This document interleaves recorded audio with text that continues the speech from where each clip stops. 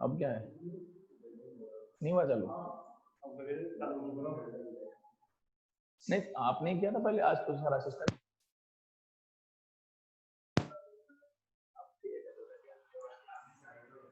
ना ना कोई दिक्कत नहीं।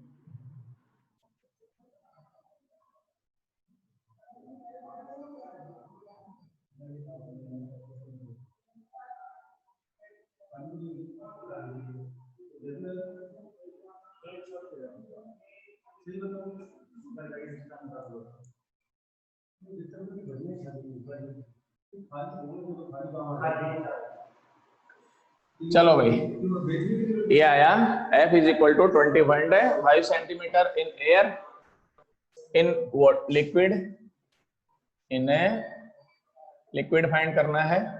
N dash is equal to N of glass upon N of liquid 1.5 upon 1.2, ये 5 एंड ये 4, ठीक है। Then F dash is equal to N minus 1 upon N dash minus 1 into F। देखो भाई, सभी बच्चे जो गलतियां करते हैं इस क्वेश्चन में, वो क्या करते हैं, n का वैल्यू तो सही लेते हैं, n डैश का वैल्यू गलत लेते हैं। आप लोग जो है n डैश का वैल्यू ये लेते हो 1.2, तो ये हमेशा ध्यान रखना है, अपने को पहले n डैश का वैल्यू फाइंड करना है, उसके बाद में इसमें रखना है। कुछ बच्चे क्या करेंगे, डायरेक्ट फॉर्मूला अप्लाई करते हैं, वो यूं करेंगे n dash minus 1 upon r1 minus 1 upon r2। आप डायरेक्ट फॉर्मूला भी अप्लाई कर सकते हैं, बट अगर आपने इसका वैल्यू इससे नहीं निकाला, Ng अपॉन NL नहीं लिया, तो पूरा क्वेश्चन गलत होगा, क्योंकि वैल्यू यहीं से गलत है, देन 0 नंबर है। तो सबसे पहले आप ये ध्यान रखें, ये निकालना है। ज्यादातर बच्चे बोर्ड के एग्जाम में यही गलती करते हैं कि इसका वैल्यू सीधे ही 1.2 ले लेते हैं और रेफ्रेक्टिव इंडेक्स ऑफ लिक्विड लेते हैं, जबकि अपने को क्या लेना है, refractive index of glass with respect to liquid लेना होता है। तो ये चीज हमेशा ध्यान रखें। अब अपन आगे बढ़े।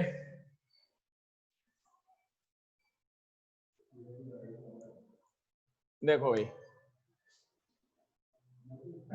F dash is equal to 1.5 minus 1, value of N dash it is 1.25, then 1.25 minus 1 into 20.5 centimeter, then 0.5 upon 0.25 into 20.5, answer आ गया भाई 41 सेंटीमीटर।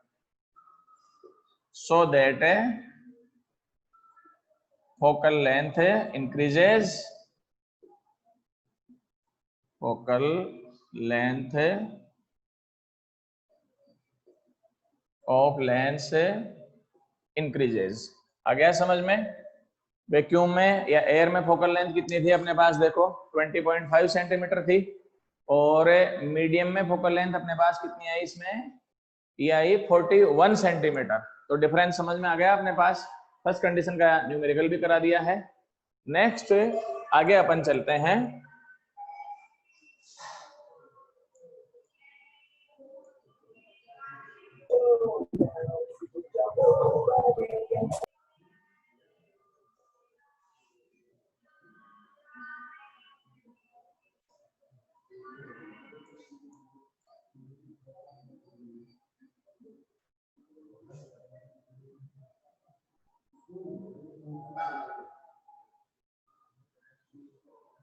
हाँ भाई, अब वापस वहीं से चल रहा हूं मैं।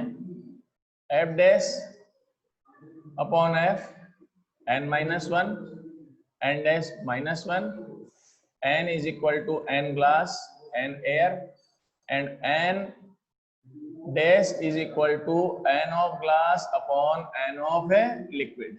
ठीक है,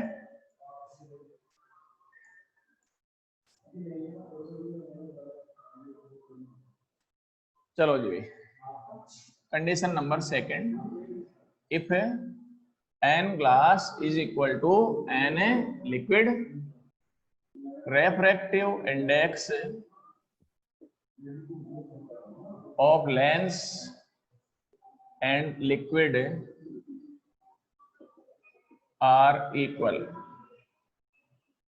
refractive index of a lens and a liquid are equal, then अपने पास क्या रिजल्ट रहेगा, देखो एक बार यहां से देखें अपन, n dash is equal to 1, देख लो भाई, n glass and n liquid equal है, then value of n dash is 1, then f dash is equal to n minus 1 upon n dash minus 1, formula use में ले रहे हैं, n minus 1 upon 1 minus 1 into f and f dash is infinity।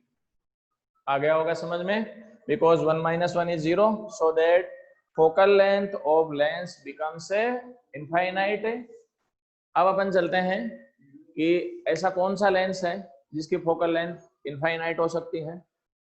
देखो भाई, ऐसा कोई lens होता ही नहीं है जिसकी फोकल लेंथ इनफाइनाइट हो सके। फोकल लेंथ इनफाइनाइट जो होती है प्लेन ग्लास शीट की होती है अपने पास। किसकी होती है? प्लेन ग्लास शीट की फोकल लेंथ इनफाइनाइट होती है। So that focal length of plane glass slab is infinity. वो क्यों होती है ये देखो, सबसे पहले ये ग्लास स्लैब है, लाइट रे इंसिडेंट हो रही है अपने पास पैरेलल टू या in direction of normal. Then अपने पास देखें ये लाइट रे स्ट्रेट लाइन में ट्रेवल करेगी, ये भी ट्रेवल करेगी, ये भी ट्रेवल करेगी, ठीक है ना। तो अब ये जो रिफ्लेक्टेड रे हैं ये कहाँ जाके फोकस्ड होंगी? इनफाइनाइट पर जाके फोकस्ड होंगी, क्योंकि ये पैरेलल लाइंस हैं और आप जानते हैं कि parallel lines never intersect to each other. फिर भी अगर कोई कहे कि कहाँ इंटरसेक्ट करती है तो answer is infinity. Parallel lines are intersect at infinity. तो क्लियर है? तो focal length of plane glass slab is infinity, so that in this condition lens behave like as a plain glass slab। Clear है? Lens में और glass slab में क्या difference होता है वो भी मैं तुमको बता देता हूँ। देखो भाई, जैसे कॉन्वेक्स लेंस है, ग्लास स्लैब में थिकनेस जो है हर जगह इक्वल है, लेंस में क्या है? थिकनेस डिफरेंट है। तो होता क्या है अपने पास, इसको यूं समझें, लाइट रे जो आ तो पैरेलल ही रही है भाई सारी की सारी। होता यह है देखो, जैसे ये एक तो ये लाइट रे है और एक ये लाइट रे है। जो ये वाली लाइट रे है इसको मैक्सिमम डिस्टेंस ट्रेवल करनी पड़ेगी भाई अपने पास ग्लास में, ठीक है। ये डिस्टेंस ट्रेवल जो करेगी वो मैक्सिमम होगी और जो ऊपर जो है वो मिनिमम हो जाएगी अपने पास। अब जिसको ग्लास में मैक्सिमम डिस्टेंस ट्रेवल करनी पड़ेगी, इट मींस स्पीड डिक्रीज हो गई। स्पीड डिक्रीज हो गई तो पीछे रहेगी या आगे निकलेगी? वो पीछे रह जाएगी और ये कहाँ निकल जाएगी? आगे। तो होता क्या है अपने पास है कि लाइट बेंट होती है यहाँ से, ये तो स्ट्रेट लाइन में ट्रेवल करती है, ये लाइट बेंट होते होते यहाँ पर पहुंच जाती है और ये इसका फोकस हो जाता है अपने पास। तो एक बार और बता देता हूं, देखो ये लाइट यहीं से ले लें अपन, ये लाइट रे जो है ना मिड वाली, मिड पॉइंट, ये अपने पास इतनी डिस्टेंस ट्रेवल कर पाती है, ये इतनी ज्यादा कर लेती है, ये भी इतनी ज्यादा कर लेती है। उसका रीजन है इसको ग्लास में मैक्सिमम डिस्टेंस ट्रेवल करनी पड़ेगी, तो स्पीड क्या होगी? डिक्रीज होगी। तो ये स्लो चलेगी, स्लो चलेगी तो ये लेट रहेगी, ये लेट रहेगी तो ये पीछे रह जाएगी। उनकी स्पीड ज्यादा है तो वो मैक्सिमम डिस्टेंस ट्रेवल करेगी। क्लियर है? अब अपन आते हैं इसमें, so that lens behave like as a plain glass slab। अब सबसे पहले जैसे अपने दिमाग में ये क्वेश्चन भी आ सकता है यहीं से कि n glass is equal to n liquid कैसे हो सकता है? ग्लास एंड लिक्विड का रिफ्रैक्टिव इंडेक्स सेम कैसे हो सकता है? तो बहुत इजी मेथड है इसको समझने का। जो लिक्विड है वो ग्लास के मैटर का ही लिक्विड है भाई। लेंस जो है वो सॉलिड स्टेट हो गई। अब लेंस जो है वो किससे बना हुआ है? Lens is made by glass. Glass को अगर अपन गर्म करें तो वो लिक्विड में कन्वर्ट हो जाएगा। तो अब अपन देखो, लिक्विड जो है वो भी ग्लास है, लेंस जो है वो भी ग्लास है, तो दोनों का सेम रेफ्रेक्टिव इंडेक्स आ गया कि नहीं आ गया अपने पास। तो ये कंडीशन तब रहती है अपने पास, so that if a lens of glass dipped into liquid of glass, then it is behave like as a plain glass slab and focal length is a becomes infinity। ठीक है, और एक चीज बता देता हूं, इस कंडीशन में अपने पास जो लेंस है वो वेनिस्ड हो जाएगा भाई, गायब हो जाता है। ठीक है ना, तुम्हारी बुक में एक क्वेश्चन भी है कि कोई जादू दिखाने वाला है, कोई जादूगर है, वो क्या करता है, एक लेंस को किसी लिक्विड में डिप करता है और लेंस वेनिस्ड हो जाता है, लेंस गायब हो जाता है। Then what is relation between refractive index of lens and refractive index of liquid? Answer is a equal refractive index for liquid and for a lens. So both refractive index are equal in this condition. Is it clear? Any doubt? चलो तो आगे चलें, third condition.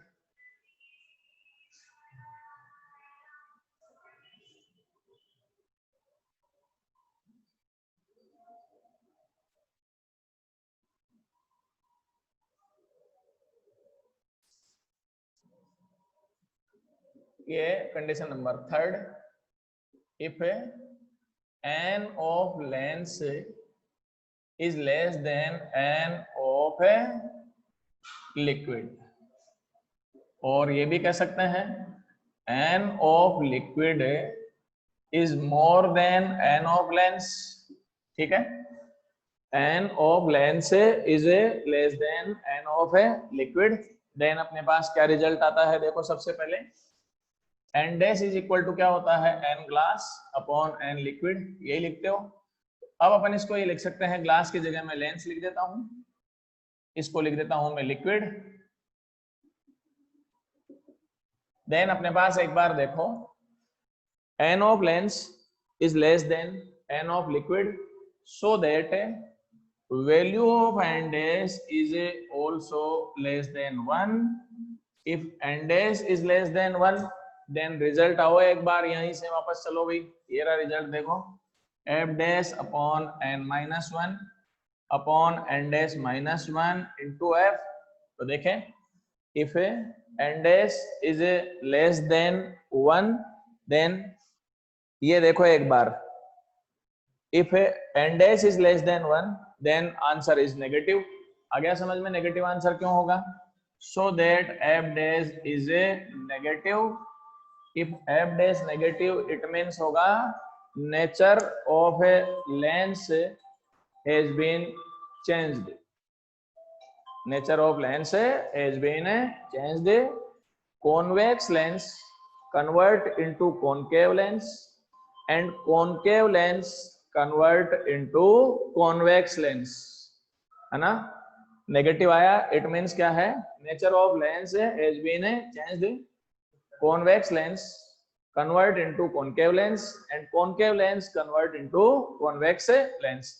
अब इसका example क्या होगा, पहले तो आप लोग ये सोच रहे होंगे कि ऐसा कौन सा लिक्विड है जिसका refractive index more than lens भी हो सकता है भाई, क्यों, क्योंकि अपने दिमाग में एक ही चीज चलती है कि लेंस जो होगा वो ग्लास का बना हुआ रहेगा, ग्लास जो है वो सॉलिड स्टेट है और लिक्विड जो है वो लिक्विड स्टेट है ही, तो refractive index of glass is more than क्या होना चाहिए, लिक्विड ही होना चाहिए। ठीक है ना, ये अपने पास जनरल थ्योरी है, लेकिन अगर आप देखेंगे तो इसका एग्जाम्पल दूसरा बनता है भाई।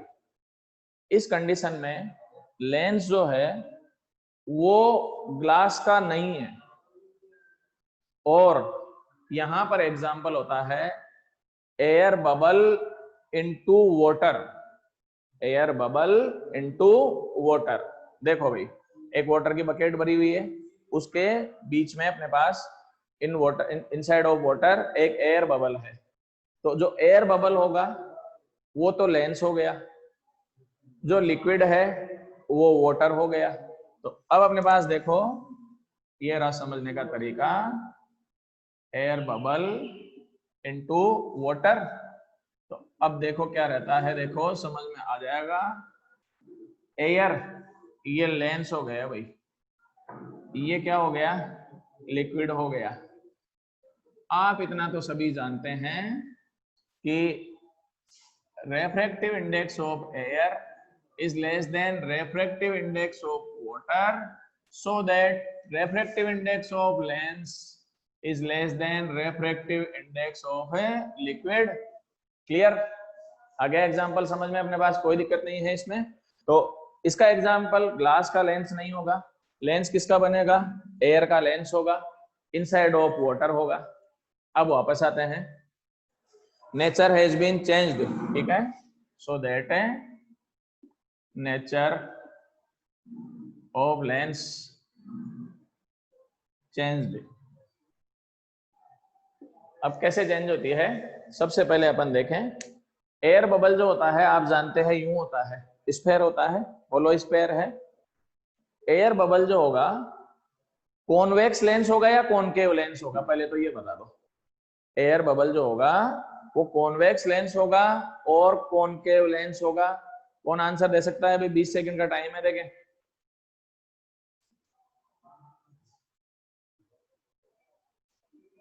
Sameer Sharma, convex lens. और कोई है, lens of air bubble is convex और कॉनकेव। चलो भाई, केवल समीर ने आंसर दिया है और आंसर सही है। एक और है, धर्मवीर ने भी सही आंसर दिया है, ठीक है। तो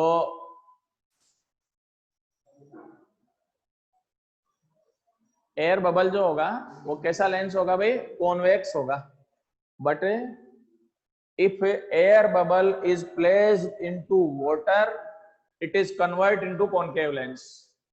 It is a convert into concave lens because nature of lens has been changed. ये है इसका रीजन। तो इसको यूं भी समझ सकते हैं, समझने का मेथड बता देता हूं। यूं तो कॉन्वेक्स होता है, अब इसको वाटर के इनसाइड में ले जाओगे तो यूं समझ लो कि इस पर वाटर का प्रेशर होगा, प्रेशर होगा तो ये यूं दबेगा अपने पास, तो बीच में से दबेगा, किस लेंस में कन्वर्ट हो जाएगा, it is convert into concave lens. तो अपन ये लिख सकते हैं, so that air bubble behave like as concave lens into water. तीनों कंडीशन आपको समझ में आ गई होगी। अगर कोई डाउट हो तो बता दो, अदरवाइज एक बार स्क्रीनशॉट ले लें आप इसका, फिर अपन आगे बढ़ते हैं भाई।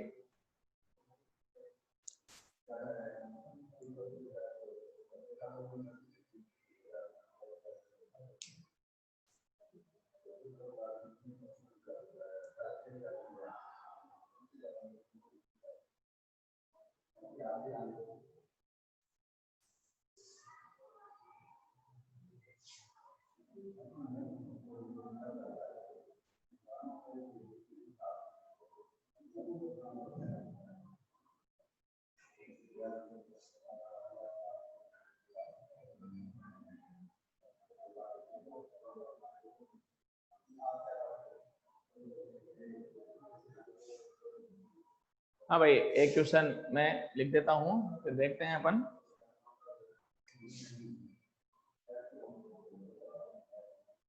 ए spherical surface of refractive index 1.5 and radius of curvature 50 centimeter. An object is placed in front of a surface at 100 centimeter. Then find out a distance of image formed by spherical surface. ठीक है भाई, तो ये question आपको solve करना है, एक बार इसका स्क्रीनशॉट ले लें। ठीक है, टाइम हो गया है, क्वेश्चन सॉल्व करके आप मेरे को कल बता देना भाई। Thank you.